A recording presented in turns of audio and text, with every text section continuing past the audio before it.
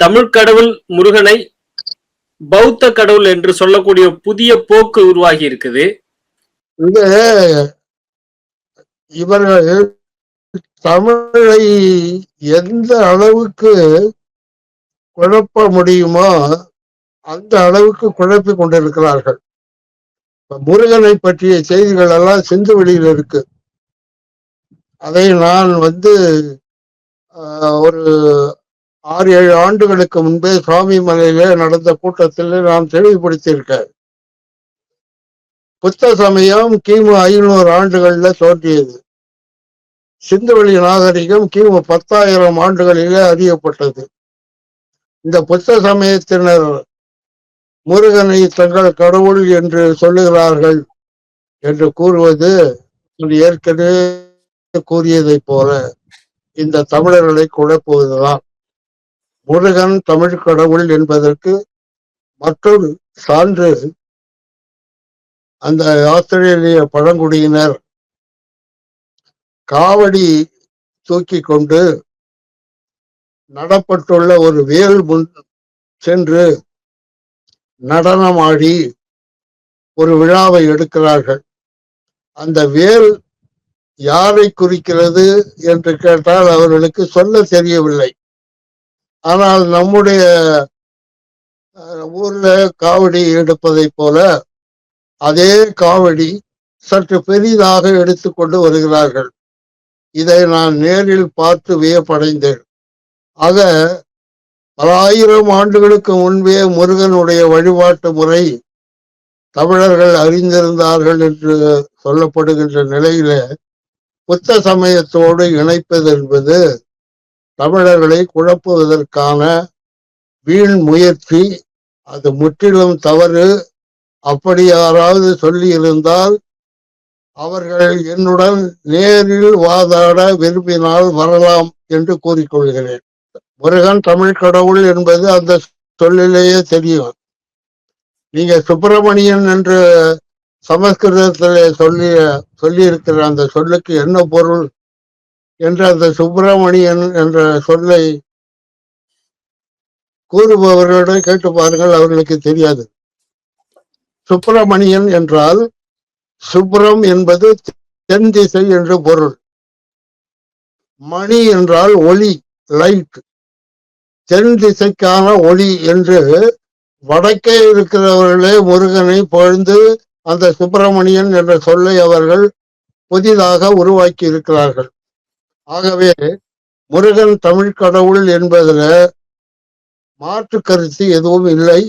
அப்படி யாராவது கூறினால் அவர்களோடு விவாதம் உரையாடல் செய்வதற்கு நான் தயாரா இருக்கிறேன். கிறிஸ்து பிறப்பாண்டுகளுக்கு சற்று முன்பு அல்லது பின்பு கிமு முதல் நூற்றாண்டு அல்லது கிபி முதல் நூற்றாண்டுல தான் இந்த சைவம் வைணவம் என்ற இவை இரண்டுமே இந்த புத்த சைன சமயங்களை எதிர்ப்பதற்காக உருவாக்கப்பட்டவை. அந்த எதிர்ப்பிலே இந்த இரண்டு சமயங்களும் வெற்றி அடைந்து புத்த சமயங்களை தமிழ்நாட்டை விட்டே துரத்தி விட்டன. அதனுடைய தொடர்ச்சியின் காரணமாக அடுத்தடுத்த நூற்றாண்டுகளிலே சைவம் வைணவம் இரண்டும் வளர்ச்சியுற்று ஏறக்குறைய ஒரு கிபி 10ஆம் நூற்றாண்டு அளவிலே ஏறக்குறைய ஒரு தமிழர்களுடைய இரண்டு சமயங்களாக அவை நிலை பெற்று விட்டன. சிவன் என்ற சொல்லு திருமந்திரத்துல முதல்ல பயன்படுத்தப்பட்டதாக சொல்றாங்க. இப்போ தொல்காப்பியத்திலே குறிஞ்சி நில தலைவனாக சேயோன் என்பவனை தொல்காப்பியர் குறிப்பிடுகிறார். சேயோன் என்பதற்கும் சேயன் என்பதற்கும் பொருள் வேறுபாடு உண்டு.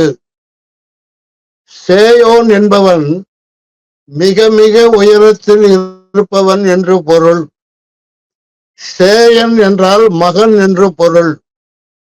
இந்த தொல்காப்பியத்துக்கு உரை எழுதியவர்கள் எல்லாம் இந்த சொல்லினுடைய நுணுக்கமான பொருளை தெரியாமல் சேயோன் என்பதை மகன் என்ற பொருளிலே அவர்கள் எண்ணிக்கொண்டு குறிஞ்சி நிலத் தலைவன் முருகன் என்று அவர்கள் எழுதி வைத்து விட்டார்கள். அதையும் இப்போது தமிழர்களில் பல பேர் நம்பிக்கொண்டிருக்கிறார்கள்.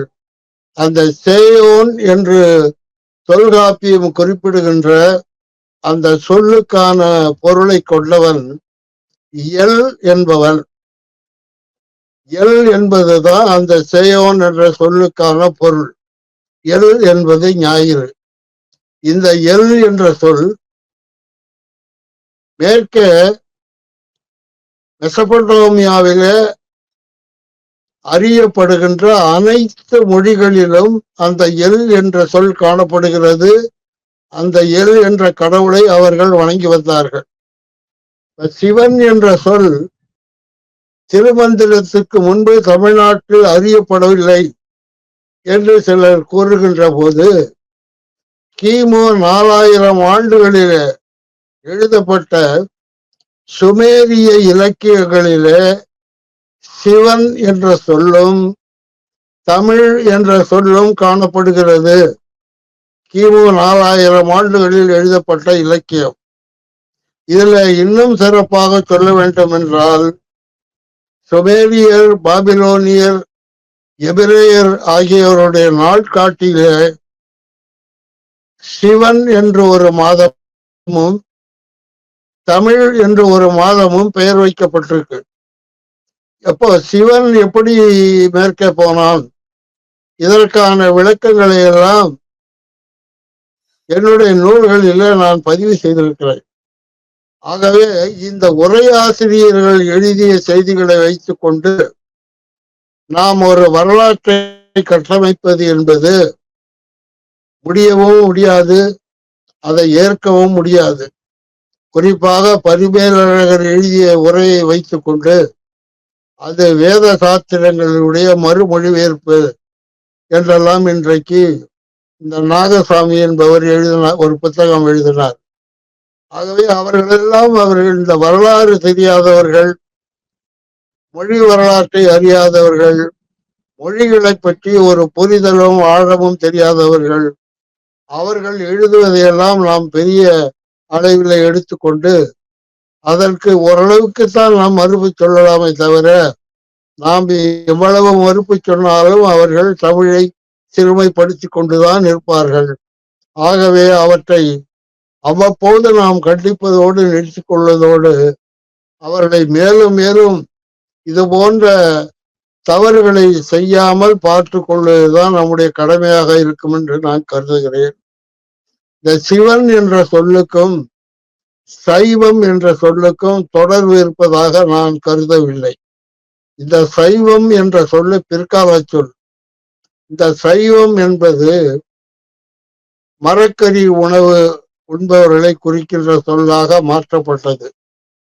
நான் அமெரிக்காவுக்கு சென்ற போது அந்த வானூர்தியில நான் பெரும்பாலும் சைவ அந்த மரக்கறி உணவு தான் நான் சாப்பிடுவேன். அப்படி எனக்கு அந்த மரக்கறி உணவு, அந்த ஒரு உணவு பொட்டலத்தை என்கிட்ட கொடுத்தாங்க. அதுல பிராமின்ஸ் மீல் என்று எழுதியிருந்தாங்க. இந்த சைவ உணவு யாருடைய உணவு என்று அந்த பொட்டலத்துல பிராமின்ஸ் மீல் என்று அவர்கள் எழுதியிருக்கிறார்கள். எந்த அளவுக்கு பிராமணர்களுடைய செல்வாக்கு அமெரிக்கா வரையில் சென்று வானூர்தியிலே ஏறி இதை பார்த்து நான் வியப்படைந்தேன். ஆகவே மரக்கறி உணவு என்பது அது காலமுகாலமாக தமிழர்கள் உண்டு வந்த ஒரு உணவு தான், அதில் ஒன்றும் மாற்று கருத்து இல்லை. சைவம் என்பது சிவனோடு தொடர்பு படுத்துகின்ற ஒரு உணவு முறை அல்ல. ஆகவே இது இடைக்காலத்தில் யாரோ உருவாக்கின ஒரு சொல். சைவம் வேறு, சிவம் வேறு என்பதை நாம் புரிந்து கொள்ள வேண்டும். சரிங்கய்யா. கொரிய மொழியில ஒரு 600 வார்த்தைகள் தமிழ் வார்த்தைகள் இருப்பதாக இப்போ அண்மையில ஒரு சில செய்திகள் வருது. நீங்க பார்த்த ஆய்வின் அடிப்படையில இது எந்த அளவுக்கு உண்மையா இருக்குது? என்னை பொறுத்த வரையில உலக மொழிகள் அனைத்திலுமே தமிழ் சொற்கள் இருக்கின்றன. உலக மொழிகள் அனைத்திலும், இன்னும் குறிப்பாக சொல்ல வேண்டும் என்றால், கிரஹாம் ஹேங்காக் என்ற ஆழ்கடல் ஆய்வறிஞர் கூறுகிறார், அமேசான் காடுகளிலே வாழ்கின்ற பழங்குடி மக்கள் பேசுகின்ற மொழியிலும் தமிழ் சொற்கள் இருப்பதாக அவர் கூறுகிறார். ஆகவே அதனால்தான் நான் சொல்றேன், உலகின் முதல் மொழி தமிழாக இருந்ததனால்தான் இந்த தமிழினுடைய சொற்கள் உலக மொழிகள் எங்கும் போய் சேர்ந்திருக்கின்றன என்பதை நாம் ஏற்றுக்கொள்ள வேண்டும். அந்த வகையில தான் தேவநேய பாவாணர் அவர்கள் சொன்னார்கள்,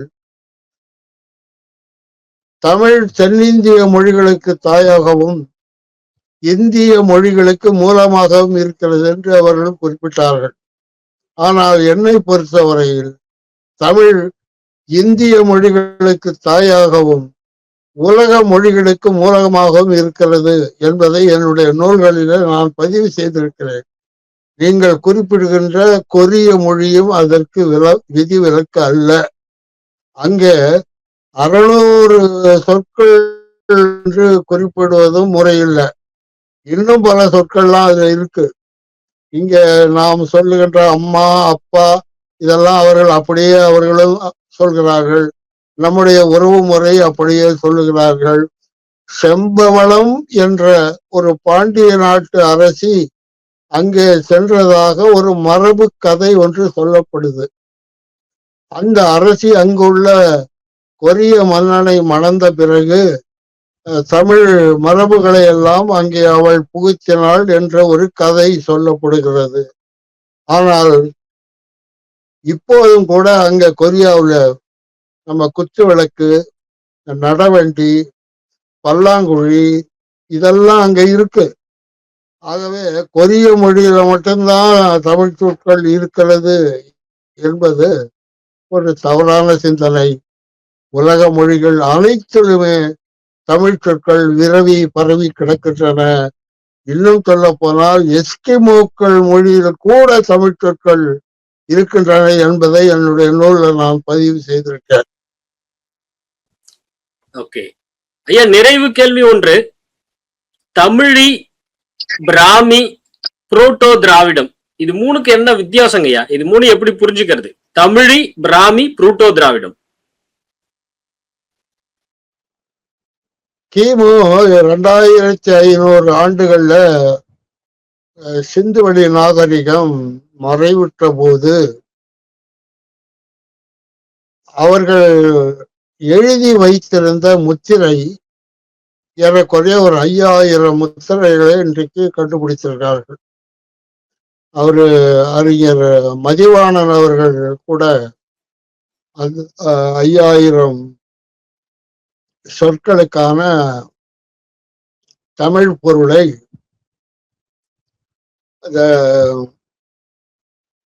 அவருடைய இந்த டிராவிடியன் சிவிலைசேஷன் என்ற ஒரு ஆங்கில நூலிலே அவர் பதிவு செய்திருக்கிறார்.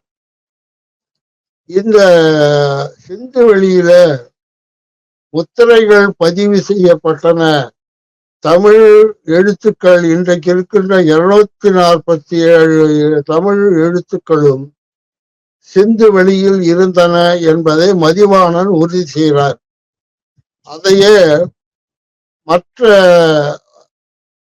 ஐரோப்பிய ஆய்வாளர்களும் ஏறக்குறைய அதை உறுதி செய்கிறார்கள். அப்படி இந்த மொழி அழிந்த பிறகு அங்கிருந்த மக்கள் கங்கை கரை வரையில, அசாம் வரையில, இந்திய மலை வரையில, குஜராத் வரையில, இப்படி பல பிரிவுகளாக அவர்கள் பிரிந்த போது அங்குள்ள வாழ்க்கை சூழலை ஒட்டி அந்த சிந்து வெளி தமிழ் பல மொழிகளாக கிளைத்தது. அப்படி கிளைத்த மொழிகள், அதுல முக்கியமான மொழிகள் என்று சொல்ல வேண்டும் என்றால் மகாராஷ்டிரி, மாகதி, அர்த்தமாகதி, சூரசேனி, பாலி, பிராகிருதம் இவற்றை குறிப்பிடலாம்.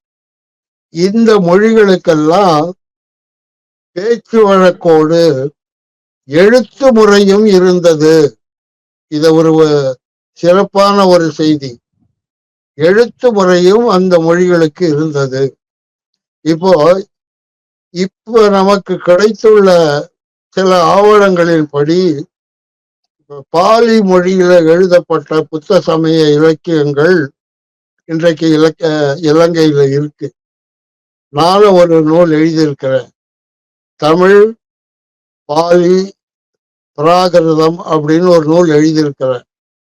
அந்த நூல்ல பல பாலி மொழி சொற்கள், பிராகிருத சொற்கள்லாம் எப்படி தமிழ்ல இருந்து கிடைத்தது என்பதை நான் விளக்கி இருக்கிறேன். இந்த சமயத்துல, அதாவது நான் குறிப்பிடுகின்ற கிமு 500கள்ல இந்த மொழிகள் பேசப்பட்டும் எழுதப்பட்டும் வந்தன. ஆனால் அந்த காலத்துல, நான் குறிப்பிடுகின்ற அந்த புத்தர் காலத்துல, கிமு 500கள்ல சமஸ்கிருதம் என்ற ஒரு மொழி உருவாகவில்லை. அப்படி ஒரு மொழி இருந்ததற்கான சான்றுகளும் இல்லை. அவை பேச்சு வழக்கில் பாடல்களாக பதிவு செய்யப்பட்டனவே தவிர எழுத்து வழியில் அவை பதிவு செய்யப்படவில்லை. கிபி 220 தான் குஜராத்தை ஆண்ட ருத்ரதாமன் என்பவன் வெளியிட்ட கல்வெட்டுலதான் முதல்ல சமஸ்கிருதத்துக்கு எழுத்து முறை வருது. ஆகையினால இந்த சமஸ்கிருதம் என்ற ஒரு மொழி நான் இப்போது குறிப்பிட்ட மொழிகளிலே உள்ள சொற்களையும், கிரேக்க மொழி சொற்களையும், பாரசீக மொழி சொற்களையும், இவர்கள் வாழ்ந்த முன்னோர்கள் வாழ்ந்த இடமாகிய அனத்தோலியா என்ற நாட்டினுடைய சொற்களையும் இணைத்து உருவான ஒரு கலவை மொழிதான் சமஸ்கிருதம். ஆகவே இந்த மொழிகள் எல்லாம் தனி மொழிகள் என்று சொல்ல முடியாது, ஒரு மொழியினுடைய கிளைமொழிகள்.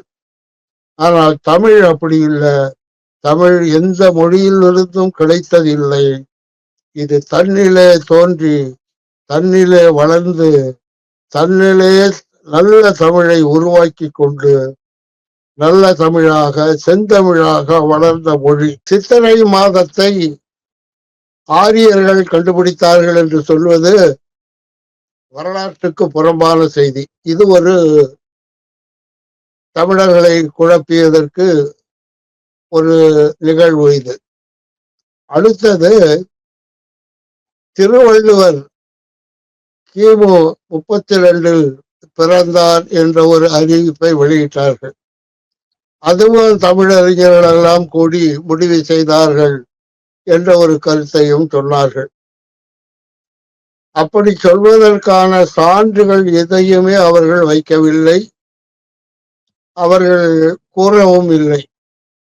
ஏதோ ஒரு அள்ளுப்புள்ளி கணக்காக திருவள்ளுவர் கிமு 32 பிறந்தார் என்ற ஒரு கருத்தை வெளியிட்டார்கள். அதையும் ஏற்றுக்கொண்டு திருவள்ளுவர் ஆண்டு என்று இன்றைக்கு தமிழ்நாடு அரசு சார்பிலே அதை இந்த நாள்காட்டியிலே வைத்து கணக்கிட்டு கொண்டிருக்கிறார்கள். அண்மையில் கிடைத்த சில சான்றுகளின் அடிப்படையில திருவள்ளுவர் கிமு 3ஆம் நூற்றாண்டில் வாழ்ந்திருந்தார் என்பதற்கான சான்றுகள் எல்லாம் அண்மையில கிடைத்தது. இது அடுத்த குழப்பம். மூன்றாவதாக, தொல்காப்பியர் கிமு 742ஆம் ஆண்டு பிறந்தார் என்ற ஒரு செய்தியை வெளியிட்டார்கள். இது திருவள்ளுவர் பிறந்த ஆண்டை போலவே எந்த அடிப்படையில் அவர் அந்த ஆண்டு கணக்கை குறித்தார்கள் என்று தெரியவில்லை. ஒரு கருத்தை நான் இங்கு சொல்ல விரும்புகிறேன். சமஸ்கிருதத்திற்கு எழுத்து முறை நடைமுறைக்கு வந்தது கிபி 220ஆம் ஆண்டுல குஜராத்திலே ஆண்ட மன்னன் குறித்து வைத்த ஒரு கல்வெட்டு தான். அதுதான் முதல் கல்வெட்டு. அந்த கல்வெட்டு கிபி 220ல முதலாக அறியப்படுகிறது. ஆகவே கிபி 200க்கு பிறகுதான் சமஸ்கிருதத்துக்கு எழுத்து நடைமுறையே வந்தது. ஆனால் தமிழை பொறுத்தவரையில கிமு 2000 ஆண்டுகளிலேயே தமிழி என்ற ஒரு எழுத்து முறையை கண்டுபிடித்து அதை நடைமுறைப்படுத்தி வந்தார்கள். எழுத்து முறையே கண்டுபிடிக்க முடியாத ஒரு காலத்துல எகிப்திலே எழுதப்பட்ட அந்த சொற்கள் சமஸ்கிருதத்தில் எழுதப்பட்டன என்பது அது ஒரு நகைப்பிற்குரிய செய்தி என்றுதான் சொல்ல வேண்டும். ஆகவே தமிழர்கள் இன்றைக்கு 11,000 ஆண்டுகளுக்கு முன்பே எகிப்துக்கு சென்று விட்டார்கள். இந்த சிகை கொற்றன் என்பவனுடைய நிகழ்வு அண்மை காலத்திலே நடந்த நிகழ்வு. இதை ஏதோ பெரிய செய்தியை போல இப்போது இதை வெளியிட்டு குழப்பிக் கொண்டிருக்கிறார்கள். எகிப்து என்ற நாடு அந்த காலத்திலே மேட்டு பகுதியாகவும் தாழ்ந்த நிலப்பகுதியாகவும் இருந்தது என்பதை எகிப்திய இலக்கியங்கள் குறிப்பிடுகின்றன. ஆக 2 நாடுகள் இருந்தன. அந்த கீழ் மேல் என்ற தமிழ் சொல்லின் அடிப்படையில கீ மெட், கீ என்பது கீழ், மெட் என்பது மேடு. அந்த திரும்பி சொல்லாக அங்கே சொல்லப்பட்டிருக்கு. கீ மெட் என்று சொல்லப்பட்டிருக்கு. இந்த 2 நாடுகளையும் பிற்காலத்தில் ஒன்றாக இணைத்தார்கள். இந்த நாட்டை எபிரேய மொழியில மைஸ்ரம் என்ற சொல்லால குறிப்பிடுகிறார்கள். அதே போல அக்காடிய மொழியில, பாபிலோனிய மொழியிலே முசுரு என்று குறிப்பிடுகிறார்கள். இந்த 2 சொல்லுக்குமான பொருள் என்னவென்றால், அது கருமை நிறமுடைய மண், அதாவது கரிசல் மண் நிறைந்த இடம் என்று அதற்கு பொருள். ஆகவே இந்த பெயர்களை எல்லாம் வைத்து பார்க்கின்ற போது அக்காலத்திலேயே தமிழ் சொற்கள் அங்கே பரவலாக அறியப்பட்டிருக்கின்றன. சிந்து வெளியில இப்போது நாம் அறியப்படுகின்ற இந்த கூட்டலுக்குறி பல இடங்களிலே காணப்படுகிறது. இதை ஆய்வு செய்த S.R.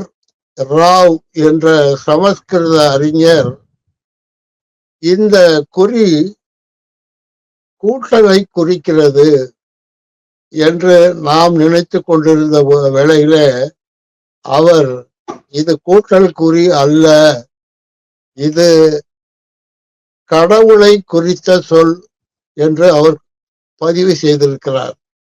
மேலும் அந்த சொல்லை, அந்த எழுத்தை, அந்த குறியீட்டை அவர் கா என்று படிக்கிறார்.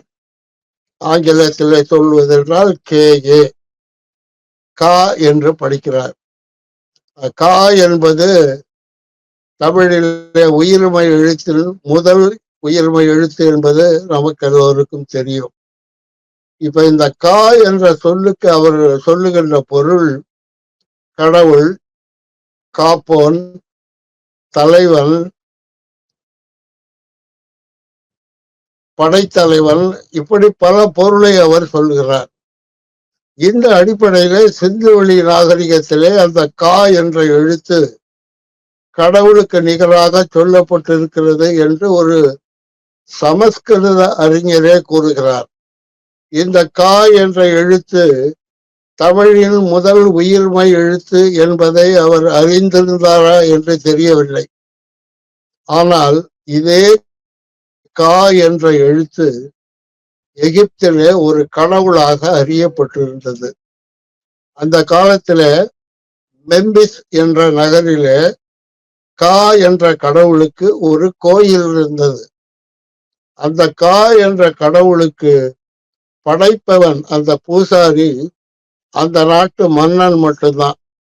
மற்றவர்கள் யாரும் படைக்க கூடாது. ஆகவே இந்த படை என்ற சொல்லும் எகிப்திய மொழியிலே காணப்படுகிறது. மன்னன் படைக்கும் போது அவன் பூசாரியாகவும், படைகளை நடத்தி செல்லும் தலைவனாக இருக்கும் போது அவன் படைத்தலைவனாகவும் அறியப்படுகிறான். தமிழிலே படை என்ற சொல்லுக்கு 2 பொருள் இருப்பதை நாம பார்க்கலாம். ஒன்று படைப்பது, மற்றொன்று போர் வீரர்கள் அடங்கிய குழு, ஆர்மி. இதே சொல் படை என்ற சொல் எகிப்திய மொழியிலும் காணப்படுகிறது. அந்த கா என்ற கடவுளுக்கு படைத்ததனால அந்த கோயில் கா படை என்று சொல்லப்பட்டது. இது ஒரு நிகழ்வு. இதை அப்படியே நாம் பிறகு அதை பற்றி விளக்கலாம். இப்போது அவர்கள் கீழ் மேடு என்ற சொல்லைத்தான் அவர்கள் எகிப்தில முதல்ல பயன்படுத்தினார்கள். அடுத்தது இந்த நைல் என்ற ஆற்றை பற்றி கிரேக்கர்கள் தான் அந்த நைல் என்ற பெயரை வைத்தார்கள். அவர்கள் நைல் என்று வைக்கவில்லை, நீல் என்று வைத்தார்கள். நீல் என்பது நல்ல தமிழ் சொல். இன்றைக்கும் தெலுங்குல நீரை நீல் என்றுதான் அழைக்கிறார்கள். ஆக அவர்கள் நீல் என்று அந்த ஆற்றை அவர்கள் குறிப்பிட்ட போது அது ஆங்கிலேயர்கள் அதை நைல் என்று மாற்றிவிட்டார்கள். இது இடைக்காலத்திலே அந்த ஆற்றுக்கு வைக்கப்பட்ட பெயர். ஆனால் எகிப்திய மக்கள் அந்த ஆற்றை அவர்கள் ஆயாறு என்று அழைத்திருக்கிறார்கள். ஆயாறு, ஆறு என்பதை நாம யாரு என்றும் சொல்லலாம். இந்த யாரு தான் என்ற சொல்லுதான் இஸ்ரேல்ல யோர்தான் என்று வருது. அது எபிரேய மொழியில. இப்ப எகிப்திய மொழியில ஆயாறு என்று அந்த நைல் ஆறு சொல்லப்பட்டிருக்கு. ஆ என்பதற்கு தொடக்கம், நீளம், நீண்ட, விரிந்த என்ற பொருள் தமிழில் உண்டு. யாரு என்பது ஆறு தான். ஆக ஆயாறு என்பது நீண்ட ஆறு என்று நல்ல தமிழ் சொல்லால் அந்த எகிப்திய மக்களால் அழைக்கப்பட்டது. இப்போது இந்த மெசபடோமியாவிலிருந்து குடியேறிய மக்கள் யார் என்று பார்க்கின்ற பொழுது அவர்கள் சிந்து வெளியிலிருந்து புலம்பெயர்ந்த தமிழர்கள் என்பதற்கான சான்றுகள் எல்லாம் இப்ப கிடைச்சிருக்கு. இந்த மக்கள் பேசிய மொழிதான் முதலிலே எகிப்திலே அறிமுகப்படுத்தப்பட்டது என்ற ஒரு கருத்தை யுனெஸ்கோ நிறுவனம் வெளியிட்ட ஆப்பிரிக்க வரலாறு என்ற நூலிலே மதாம் பிளாவட்ஸ்கி என்பவர், இங்க இந்தியாவில் அவர் இந்த ஆரிய சமாஜம் என்ற அந்த ஒரு சங்கத்தில ஒரு உறுப்பினராக இருந்தவர். அந்த ஆப்பிரிக்க வரலாறு என்ற அந்த ஆய்வு நூலில் எழுதிய கட்டுரையில இந்த சொல்லை அவர் பயன்படுத்தி இந்த மெசபடோமியாவிலிருந்து குடியேறியவர்கள் தான் அங்க முதலில தமிழ் மொழியை அறிமுகப்படுத்தினார்கள் என்று எழுதியிருக்கிறார்.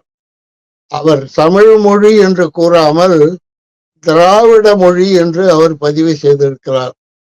அந்த வகையில் அவர் குறிப்பிடுகின்ற மொழிகள் பெர்பர், பண்ட், குவாஹிலி ஆகிய 3 மொழிகளை ஆப்பிரிக்காவினுடைய அடிப்படை மொழிகள் என்று அவர் குறிப்பிடுகிறார். இந்த குவாஹிலி என்ற மொழி இன்றைக்கும் கூட தான்சானியா என்ற ஆப்பிரிக்காவின் கிழக்கு நாட்டில அது ஆட்சி மொழியாகவும் மக்கள் மொழியாகவும் இருக்கிறது. ஆகவே மொழியை பொறுத்த வரையில இன்றைக்கு 11,000 ஆண்டுகளுக்கு முன்பே தமிழ் அங்கே உள்ளே நுழைந்து விட்டது. ஆகையினால இந்த 11,000 ஆண்டுகள்ல அங்கே நுழைந்த தமிழ் பல்வேறு சூழ்நிலைகள்ல அங்கிருந்த வாழ்க்கை முறை காரணமாக திரிவுபட்டிருப்பதற்கான வாய்ப்புகள் ஏராளமாக உண்டு. ஆனால் இன்றைக்கும் அந்த எகிப்திய பதிவுகளிலே ஆயாறு என்ற சொல் பதிவு செய்யப்பட்டிருப்பதை பார்க்கிறோம். நான் ஏற்கனவே சொன்ன அந்த கா படை என்ற 2 சொற்களையும் கிரேக்கர்கள் எடுத்துக்கொண்டு அவர்கள் கப்படோ என்று பதிவு செய்தார்கள். கா படை என்பதை கப்படோ என்று பதிவு செய்தார்கள்.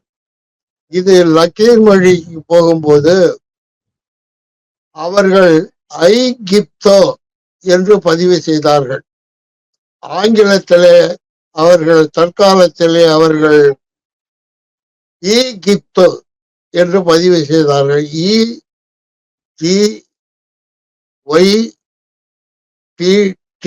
ஈகிப்த். ஆனால் இன்று வழக்கு சொல்லாக ஈஜிப்ட் என்று நாம கூறுகிறோம். உண்மையிலே அது கிப்ட் என்றுதான் ஒலிக்க வேண்டும். ஆக இந்த கா படை என்ற சொல்லுதான் கப்படோ, ஈகிப்த், ஐகிப்த், ஈகிப்த் என்று தெரிந்தது. ஆகவே இந்த நாட்டினுடைய பெயரினுடைய மூல சொல்லே தமிழ் சொல்லா இருக்கு. இதையெல்லாம் இங்க இருக்கின்ற இந்த ஆய்வாளர்கள் என்று சொல்லிக் கொள்ளுகின்ற இந்த பிறமொழியாளர்கள் இதெல்லாம் அவர்களுக்கு தெரியாது. ஏதோ அவர்கள் புதிதாக தமிழர்களை விட பெரிய கண்டுபிடிப்பை இவர்கள் செய்து விட்டதாக காட்டிக் கொள்வதற்கு இது போன்ற செய்திகளை அடிக்கடி அவர்கள் சொல்லி வருவார்கள். இதுல குறிப்பிட்டு சொல்ல வேண்டும் என்றால், இந்த தமிழுக்கு சொற்பொருள், இலக்கணம், இதற்கான எந்த மொழி சொல் என்பதை எல்லாம் ஆய்வு செய்து இதை வெளியிடுபவர்கள் பிற மொழிக்காரர்கள். குறிப்பாக சொல்ல வேண்டும் என்றால் தெலுங்கர்கள். தமிழனுக்கு இல்லாத ஒரு ஆர்வம் இவர்களுக்கு எப்படி வந்தது என்று எனக்கு தெரியவில்லை. இப்படித்தான் அவர்கள் தமிழ்நாட்டில் தமிழ் சொற்களை பிறமொழி சொற்கள் என்று கூறி தமிழர்களை குழப்பி வருகிறார்கள். குறிப்பாக சமஸ்கிருதத்தை பொறுத்தவரையில ஒரு சொல்லுக்கு ஒரு பொருள் தான். இப்ப ஆங்கிலத்தை எடுத்துக்கொண்டால் இப்ப வாட்டர் என்று ஒரு சொல் இருக்கு. அதற்கு மாற்று சொல் வேற ஒரு சொல் அந்த மொழியில் இருக்கிறதா என்றால் இல்லை. அதை போல வேதா என்ற சமஸ்கிருத சொல்லு வேதம் என்ற தமிழ் சொல்லிலிருந்து திரிவுபட்ட ஒரு சொல். இப்போது என்ன சொல்லுகிறார்கள்? வேதம் என்பது தமிழ் சொல் அல்ல, அது சமஸ்கிருதத்தில் உள்ள வேதா என்ற சொல்லை இவர்கள் விகுதி சேர்த்து வேதம் என்று சொல்லிக் கொள்ளுகிறார்கள். வேதம் என்பது சமஸ்கிருத சொல்லின் திரிவு என்று இந்த ஆய்வாளர்கள், இந்த தெலுங்கு ஆய்வாளர்கள் கூறி வருகிறார்கள். இந்த வேதம் என்ற சொல்லை எப்படி உருவானது என்ற அந்த மொழி அறிவு அவர்களுக்கு கொஞ்சம் கூட இல்லை. அதை பற்றி அவர்கள் கவலைப்படவும் இல்லை. வில் என்ற வேர்ச்சொல்லுக்கு 2 என்று பொருள். வில், இந்த வில் என்ற சொல்லுதான் தை என்று சேர்ந்து வில் கூட்டல் தை விதை என்றாகிறது. இந்த விதையை நீங்க உரித்து பார்க்கும்போது அங்கே உள்ளே 2 பருப்புகள் இருக்கும். வில்லப்படுவது, அதாவது உண்டாக்கப்படுவது. வில் என்ற சொல்லுதான் விதை என்ற சொல்லுக்கான வேர்ச்சொல். இந்த விதை என்பது பார்ப்பதற்கு உள்ளே இருக்கின்ற அந்த பருப்புகள் வெளியே தெரிவதில்லை. ஒரு மெல்லிய ஓடு அதை மூடியிருக்கும், ஒரு விதையை மூடியிருக்கும். அப்படி மூடியிருப்பதுதான் அந்த விதை வி என்ற எழுத்து அதிலே சேர்வதற்கான காரணம். இந்த வி என்ற எழுத்து வே என்று மேலும் நீண்டு மறைவு என்ற பொருளை தரும். அதாவது அந்த விதையில உள்ளே இருக்கின்ற பருப்பை மறைத்து மூடி இருக்கின்ற ஒரு தோல் என்று அதற்கு பொருள். அந்த வே என்ற சொல்லுக்கு அதுதான் பொருள். இந்த விதையை மூடியிருக்கின்ற அந்த ஓடு போல மெய்யியல் கருத்துக்கள், அதாவது சமயத்தினுடைய உள்ளார்ந்த அந்த பிலாசபி டாக்டரின் என்று சொல்லக்கூடிய அந்த மெய்யியல் கருத்துக்கள் அந்த வேதத்திலே உள்ளே மறைந்திருக்கும். அதனால தான் அதற்கு வேதம் என்று தமிழர்கள் பெயரிட்டார்கள். வேதம் என்றால் மறைக்கப்பட்ட உண்மைகளை உள்ளே கொண்டிருக்கின்ற ஒரு சமயம் என்று நாம் அதை கூறலாம். இப்ப வேதம் என்பதற்கு சமஸ்கிருதத்துல வேதா என்ற சொல்லை தவிர வேறு சொற்கள் இல்லை. ஆனால் தமிழை பொறுத்தவரையில வேதம் என்ற சொல்லுக்கு சமயம் என்ற ஒரு பொருள் சொல்லிருக்கிறது, மறை என்று ஒரு சொல்லிருக்கிறது. மறைக்கப்பட்ட உண்மைகளை அந்த வேதம் கொண்டிருப்பதனாலதான் அதற்கு மறை என்ற சொல்லும் தமிழில் வந்தது. இது பற்றி எல்லாம் இந்த புதிய ஆய்வாளர்களுக்கெல்லாம் தெரியாது. இன்னும் சொல்ல போனால் அரி என்ற தமிழ் சொல்லுக்கு 96 பொருள் தமிழ் அகராதியில சொல்லப்பட்டிருக்கிறது. இதெல்லாம் மற்ற மொழிகளிலே எங்கேயுமே நீங்கள் காண முடியாது. அதில் இன்னும் குறிப்பாக சொல்ல வேண்டும் என்றால் அறம் என்ற ஒரு தமிழ் சொல்லுக்கு மாற்று சொல் தமிழிலேயே இல்லை. இந்த அறம் என்ற சொல்லை எப்படி ஆங்கிலத்தில் எழுதுவதென்று எனக்கு தெரியவில்லை என்று ஜி.யு. போப் அவர்களே தன்னுடைய பதிவுகளிலே குறிப்பிட்டிருக்கிறார். ஓரளவுக்கு ஒத்து வருகின்ற பொருள் கூடி வருகின்ற அளவிலே நான் அந்த அறம் என்ற சொல்லை வெர்ச்சு என்று நான் பயன்படுத்தி இருக்கிறேன் என்றும் அவர் பதிவுகளிலே குறிப்பிடுகிறார். ஆகவே தமிழை ஆய்வு செய்வதற்கு அறிஞர்களே திணறும் போது இந்த தமிழே என்னவென்று தெரியாத பிறமொழிக்காரர்கள், அதிலும் குறிப்பாக தெலுங்கர்கள் இப்படியெல்லாம் தமிழர்களை குழப்பி ஏதோ தமிழுக்கு முன்பாக இந்த சமஸ்கிருதம் என்ற மொழி இருந்தது போலவும், தமிழ் அதிலிருந்து பல ஆயிரம் சொற்களை கடன் பெற்றது போலவும் ஒரு மாயையை உருவாக்கி தமிழை சிறுமைப்படுத்துவதற்கான இந்த பணியைத்தான் இந்த தெலுங்கர்கள் இன்று தமிழ்நாட்டிலே செய்து கொண்டிருக்கிறார். தமிழாராய்ச்சி நிறுவனத்திலே ஒரு தமிழரை தலைவராக போடுவதை விட்டு ஒரு தெலுங்கரை அந்த நிறுவனத்தின் தலைவராக போட்டிருக்கிறார்கள் என்று சொன்னால் இது உண்மையிலே தமிழருடைய வரலாற்றை திசை திருப்பவும் தமிழை சிறுமைப்படுத்தவும் அவர்கள் முன்னெடுக்கின்ற செயல் என்பதுதான் இந்த நடவடிக்கைகளால் தெரிய வருகிறது.